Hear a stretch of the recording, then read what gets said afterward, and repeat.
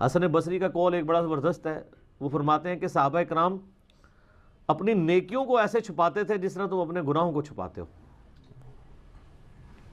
بڑا انٹلیکچوئل جملہ ہے. مرزا نے کئی ساری ویڈیوز میں حسن بصری رحمۃ اللہ علیہ کی طرف یہ قول منسوب کیے ہیں، لیکن آج تک سند کے ساتھ اس کا کوئی حوالہ نہیں دیا. اب یہ کون کہہ رہا ہے؟ حسن بصری. حسن بصری یہ ان تابعین میں سے ہیں جن سے صحابہ نے حدیثیں روایت کی ہوئی ہیں. خود تابعی ہیں، صحابہ نے ان سے حدیثیں روایت کی ہیں، کیونکہ انہوں نے کسی سینئر صحابی سے کوئی حدیث سنی ہے اور کوئی جونیئر صحابی تھا جس کے علم میں وہ حدیث نہیں تھی، تو وہ حسن بصری سے بیان کرتا ہے کہ میں نے حسن بصری سے سنا اور انہوں نے بتایا کہ مجھے حضرت انس بن مالک نے بتایا یا مجھے حضرت ابو ہریرہ نے بتایا. یہ بہت بڑی آنر کی بات ہے. کیا مرزا سند کے ساتھ کوئی ثبوت پیش کر سکتے ہیں کہ کس کس صحابی نے حسن بصری سے کون کون سی روایت نقل کی ہے؟ اصل میں حسن بصری چونکہ شیعان علی میں سے تھے، تو وہ اگر حدیث بیان کرتے ہوئے جو ہے نا وہ حضرت علی کا نام ذکر کریں، بنو امیہ کے دور میں ان کے لیے پرابلمز ہوتی تھی. اس وجہ سے وہ جو شیعان علی، حضرت علی کے کوئی شاگرد ہوں یا حضرت علی سے ان جو امام حسن علیہ السلام ان کے بیٹے سے اگر انہوں نے کوئی سما کی ہو تو وہ ان کا نام اڑا دیتے تھے. حضرت علی سے تو ان کا سما ثابت نہیں ہے، ڈائریکٹلی، انڈائریکٹلی ثابت ہے.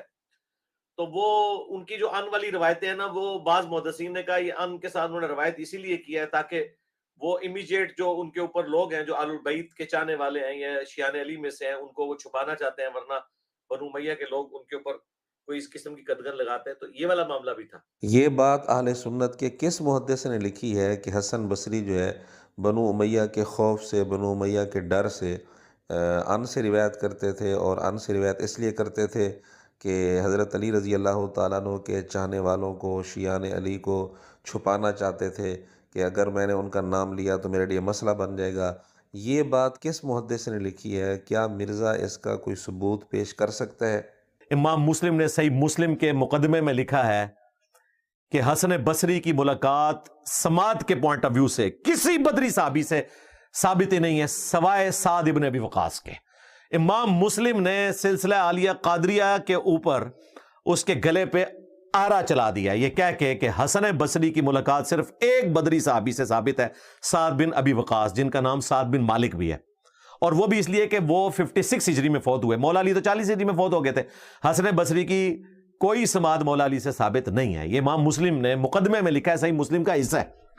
صحیح مسلم روایت نمبر 64 جو مرزا نے پیش کی ہے اس میں ایسی کوئی بات نہیں لکھی کہ حسن بصری کا سماع سعد بن ابی وقاص رضی اللہ تعالیٰ عنہ سے ثابت ہے.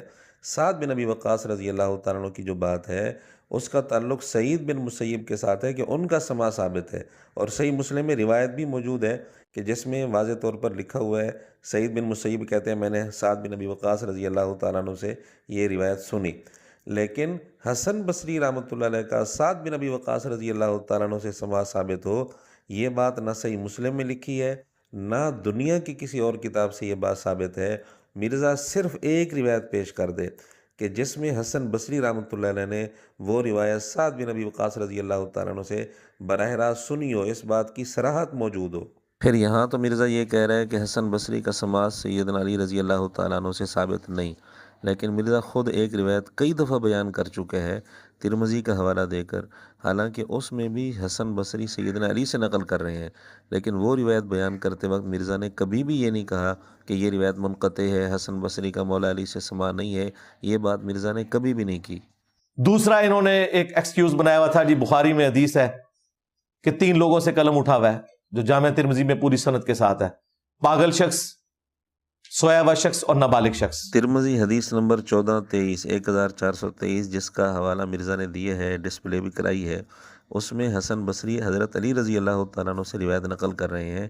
تو یہ روایت کئی دفعہ مرزا نے بیان کی، لیکن اس روایت کو بیان کرتے ہوئے ایک دفعہ بھی مرزا نے یہ نہیں بتایا کہ یہ روایت منقطع ہے. یعنی مرزا نے یہ روایت بار بار بیان کر کے اور حقیقت نہ بتا کر اپنے گلے پر خود ہی آرا چلایا ہے. جیسا کہ مرزا کہہ رہا تھا کہ جی امام مسلم نے آرا چلا دیا، تو در حقیقت مرزا نے خود اپنے گلے پر آرا چلایا ہے. اس لیے گزارش یہ ہے کہ دوسروں پر فتویٰ لگانے سے پہلے مرزا کو چاہیے اپنے گریبان میں جھانک کر دیکھ لے کہ کہیں خود اس فتوے کی زد میں تو نہیں آ رہا.